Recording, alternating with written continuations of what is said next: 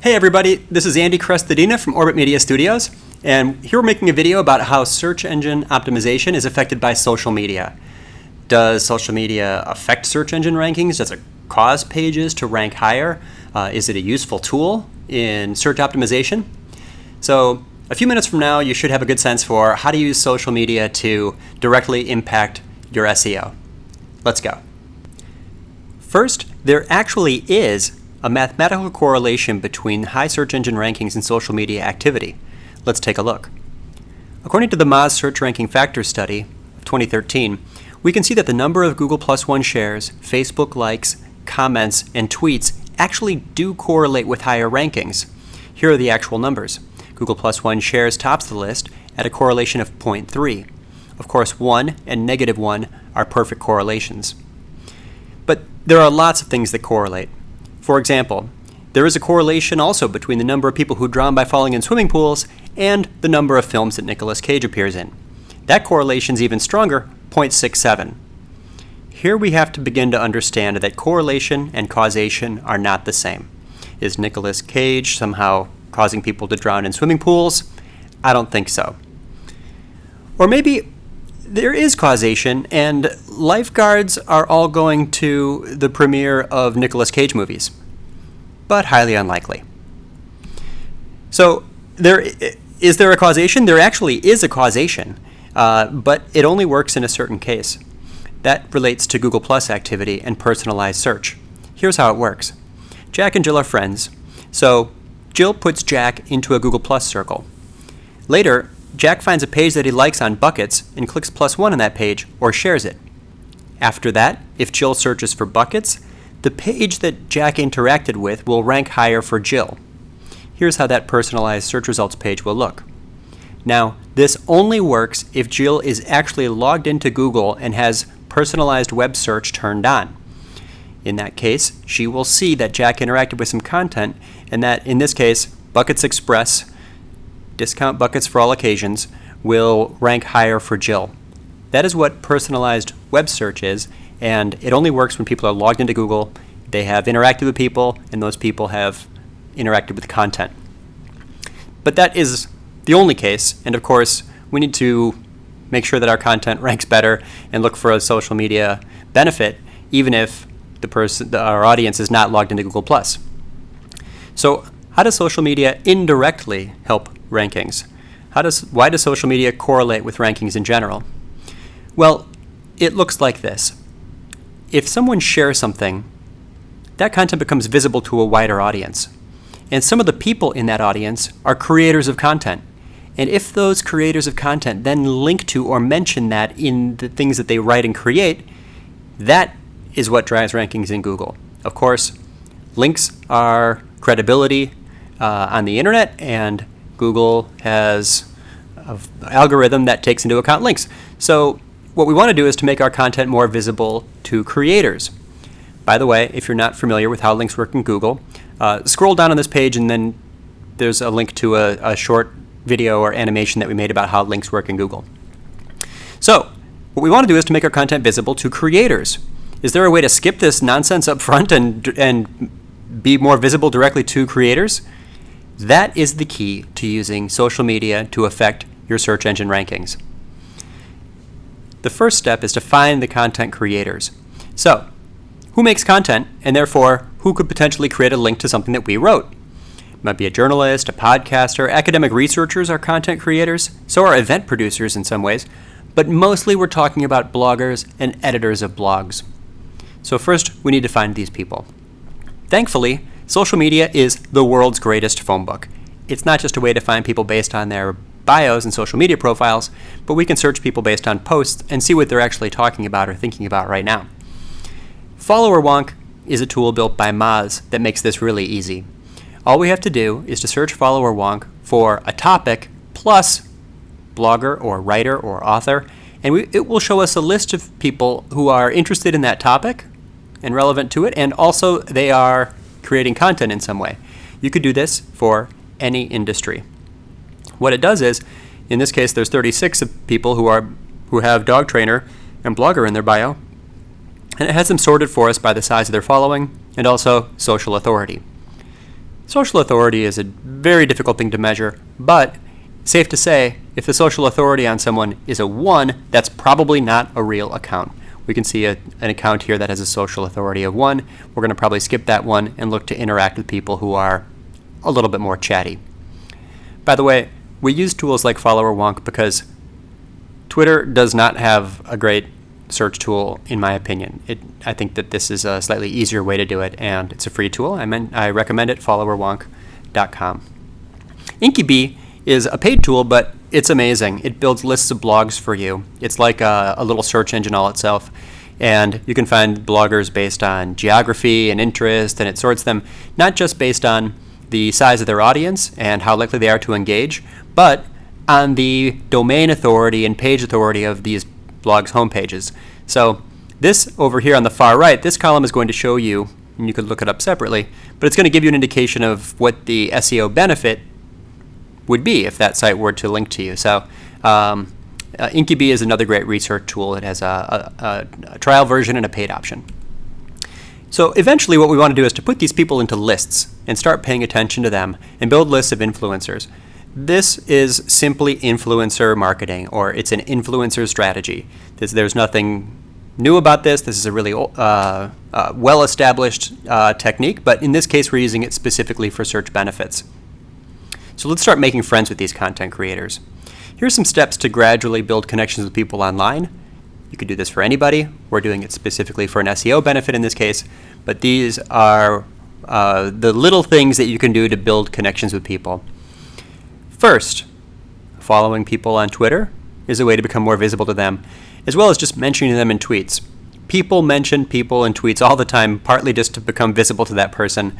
Favoriting tweets, retweeting them. These are ways to slowly become visible to a person in any field. And of course you want to get to know what they're talking about, so we want to subscribe to their blog or their via a reader or via email.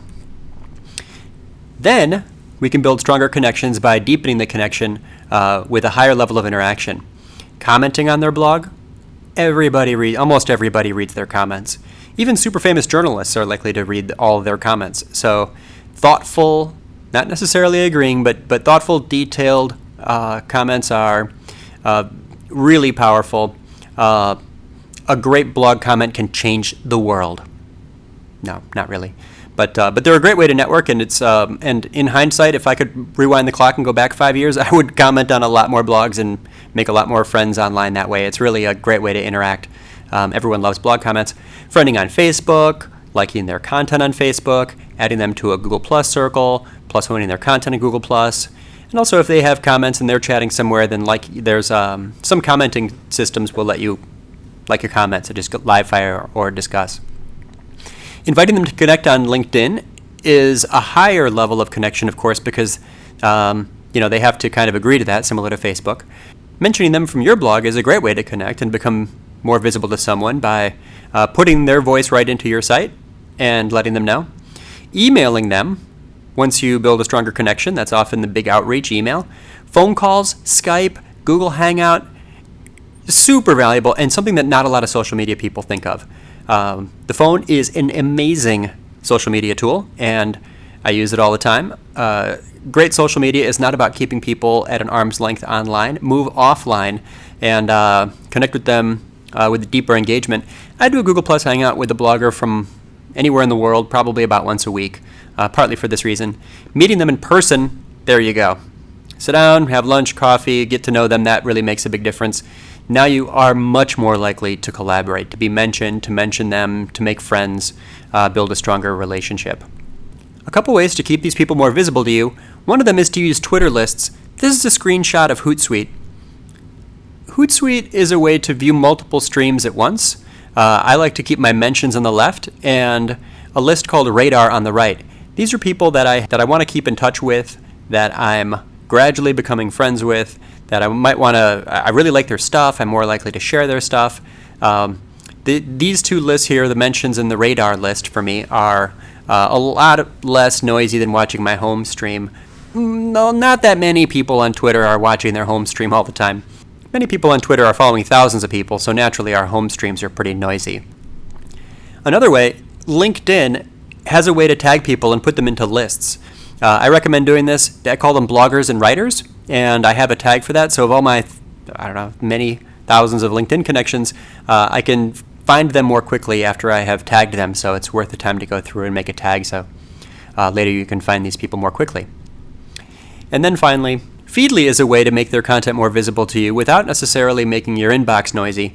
I have a list in Feedly, which is my watch list, and these are people that I'm gradually building connections with, and I subscribe to their content without signing up for their newsletters. So it's just a great way to go through all of my content in the morning, decide what to share. My reading time and sharing time, therefore networking time, I like to do early in the morning. So getting up and reading, scanning through Feedly headlines is a nice way to start the day in a way that is a bit more targeted. It's not just randomly surfing through websites. I'm going to take a few minutes to look at the headlines of people that I'm gradually building connections with. Anywhere that you can build a list of people, for example, Google Plus has circles. This is a way to keep the creators and bloggers and writers and authors in a separate list. So here again, this is another type of radar. Again, InkyBee makes this easy to manage. InkyBee actually draws for you progress bars for all the little, not stalky, but networky ways that you are slowly building connections with people, such as following them on Twitter, commenting on their blog, retweeting them, subscribing, friending them, and so on down the list. Remember, your website is a networking tool. Unlike traditional PR, we are not just sources pitching to publications, but we are publications. Because we have a blog, we have a reason to connect with people. So we have a series on our site, 6 questions for 6 fill in the blank, different job descriptions, and we reach out to different people and ask them if they'd like to contribute. And it's a fun way to meet people, make new friends, and connect with others who create content. Could have a long-term indirect SEO benefit. It's also a nice way to meet people and collaborate with others online. By the way, this is also an example of a difference between just good and great content marketing. Good content marketers create posts. Great content marketers create series of posts. So that's what this is. 6 questions for 6 analytics experts is one of many different posts we have using this same theme. Events are killer marketing. Events are the best networking tool that I know. Get out there, meet people face to face, hold events, run events if you can, but it's just a fun way to make connections directly. I have made so many friends and so many great connections by going to conferences. It's created tons of opportunity. Highly recommended. The 2014 B2B Content Marketing Trends survey by Content Marketing Institute and Marketing Profs once again puts in-person events at the top of the list. Marketers have more confidence in this marketing technique than anything else. In-person events is at the top. Here's a trick to build stronger connections with some of those high-value contacts. We call it crossing the streams. So it works like this. You put content on your site. It is shared, it is commented on, it is read, you're promoting it, you're sharing it. And then I want to get a bigger benefit from those shares and comments by using more than one social network. So some people shared this article. It's about content hubs. I recommend you read it. One of my favorites. Go put it into Topsy and see all the people that tweeted it. So here's a big list. It was tweeted by 91 different people. Probably 11 of those are me. And I can see them all now, even if they didn't mention me in the tweet. So now I can go, when I share it on another social network, for example, in Google Plus, and mention all the people who commented and tweeted. Not only are these people more likely to share it again when they see it or plus one it when it's on Google Plus, but I am building a stronger connection. They might add me to a circle, and I want to have connections to these useful contacts in more than one network. That's the idea of crossing the streams. So something happens in one place, I thank them for it in another place, I build a connection to that person in both places, I'm more likely to be visible to them over time. So all of this outreach, this networking, this connecting with bloggers and content creators, journalists, event producers, is actually considered to be, in a very recent Skyrocket link building survey from 2014, the most effective SEO tactic, link building tactic. content plus outreach. So that's it. That's how to use social media as a networking tool to build relationships with people who create content, and those relationships can lead to the links and mentions that drive higher rankings in SEO. It's an indirect benefit, but it works really well, and it is a lot smarter than just randomly sharing stuff with whoever, whenever. It's a type of influencer marketing, and it should look very familiar to anybody who's done PR. Now, what we didn't talk about is what kind of content people are most likely to link to. This was really just about using social media, which is about building the connections, which is about creating visibility with the right people. But I've got one tip for you on how to potentially create something that's worth much more, create something that is much more likely to get linked to. And it goes like this. The internet wants originality. It wants data. It wants research. Certain types of content are much more likely to get linked to. So I highly recommend that you try to create something that is truly link-worthy because it's great, because it's original, because it really helps people, because it's data, because it's a statistic and it's a soundbite. People link to statistics and people link to soundbites all the time. The reason is, as you know from school, that if you mention something, if you're referencing something, if that thing was a resource to you, you're supposed to cite it. You're supposed to reference it, and on the internet, a reference is a link. So, ask yourself this question. In my industry, what is the one thing that is most frequently stated but is rarely supported? Is there some conventional wisdom that maybe hasn't been proven yet? If you can find what that thing is, if you can create a statistic for something that people say all the time, make that visible to content creators, and they will be much more likely to link to you. So, bottom line, you've got to have something good on your site that is worth sharing, that's worth linking to, mentioning, that people want to talk about. Without that, all this influencer marketing might make great friends and lead to long-lasting relationships, but doesn't necessarily give you an SEO benefit.